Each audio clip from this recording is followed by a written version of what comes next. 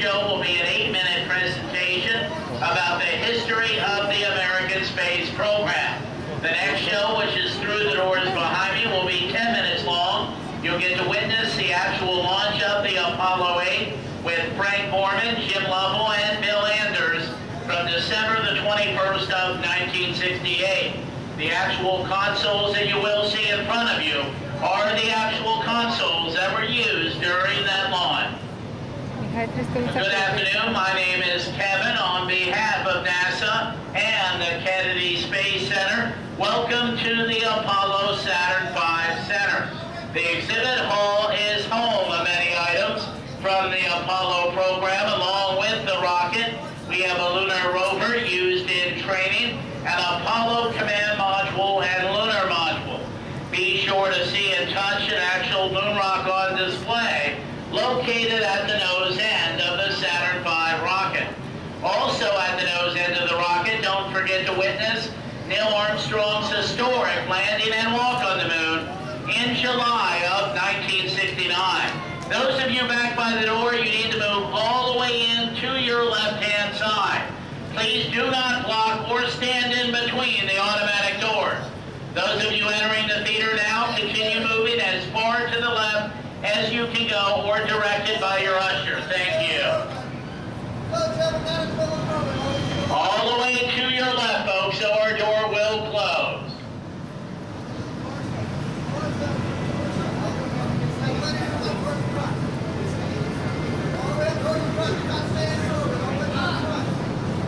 Once again, do not stand in between or block the automatic door. It is with great pride that we bring you the story of NASA's historic Apollo program, the greatest adventure humankind has ever experienced.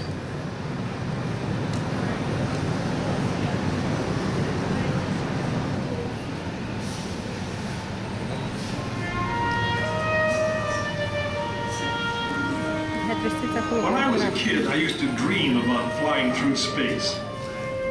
Every week on TV, I'd watch my heroes as they jumped into their rocket ships and took to the stars. And I wanted to be like them. They had courage, imagination, and no problem ever stood in their way for long.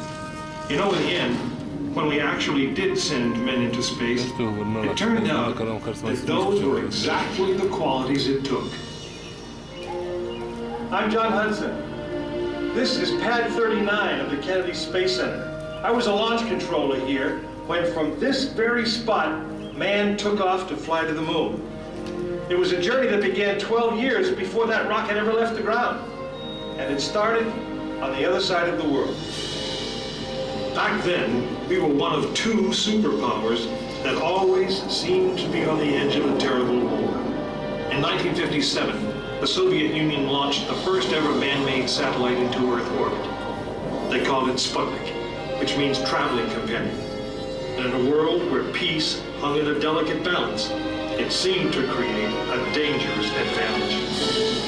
Every ham radio operator in America could hear it beeping. People were afraid. Were the Soviets looking down on us, watching us? If they could make a satellite pass over our cities, could they do the same with a bomb? Our own space program kicked into high gear, and less than 2 months later, we were ready to launch our own satellite.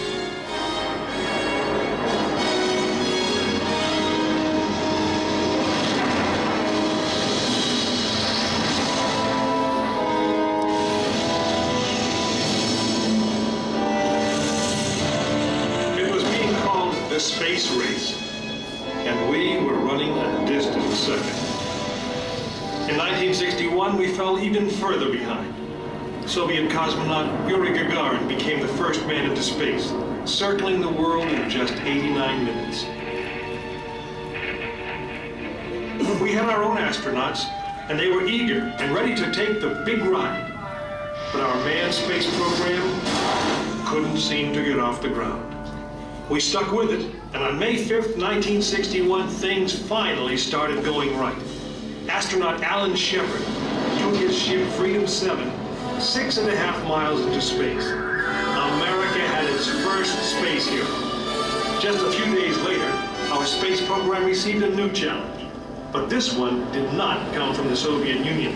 It came from our young president. In one inspiring moment, he changed the mission from one based in fear of the present to one of hope for the future. But why, some say, the moon?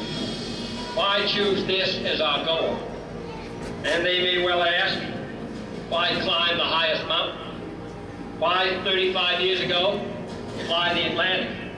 Why does Rice play Texas? We choose to go to the moon. We choose to go to the moon.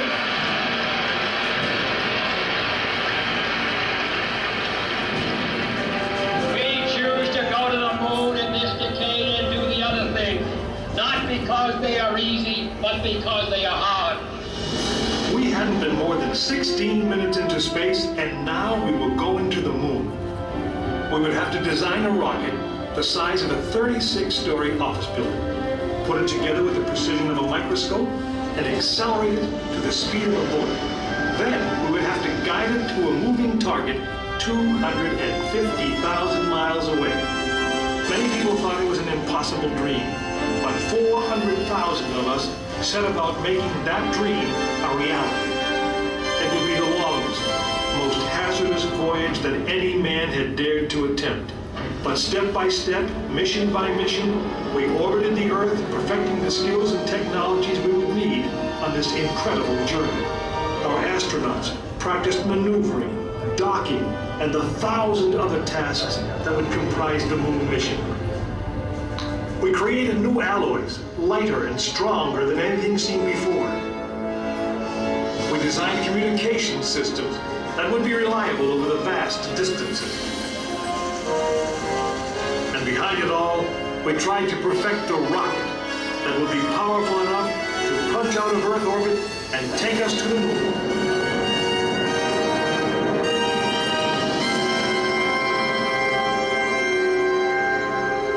One day, however, the dream of flying to the moon almost slipped away.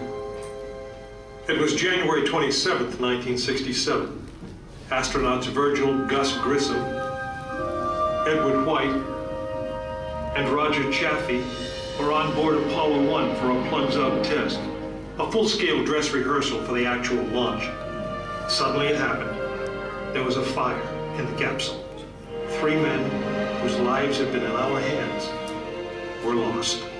Surely the opening vistas of space promise high costs and hardships, as well as high reward. But this country of the United States was not built by those who waited and rested and wished to look behind them. After Apollo 1, some thought we'd failed and that the moon was out of our reach. But we owed it to those men to learn from their sacrifice and to carry on. We started taking the Apollo vehicle apart, piece by piece. Was the design flawed? Had safety been compromised? Tough questions. And we spent 1.5 years redesigning the spacecraft so that no astronaut's life would ever be at risk because we overlooked something or because we could have done something better. A moon rocket is 91% high explosive, and it goes into the most unforgiving, hazardous environment there is. We could never make it risk-free, and the men who flew them knew that. We didn't send men into space again until Apollo 7 orbited the Earth testing some of the new designs. When everything worked perfectly, the decision was made. The next mission would travel to the moon. It was mankind's destiny to leave the shores of our planet behind and strike out across the vast ocean of space. In the great span of our history, now was the time that we could. Now was the time that we would. We stood on the eve of the longest, most dangerous journey that any man had ever undertaken. And it would be taken by Frank Borman, James Lovell, and William Anders, the crew of Apollo 8. Through those doors, you'll find the firing room, launch control, just as it was on December 21st, 1968. Ladies and gentlemen, as you enter the theater, please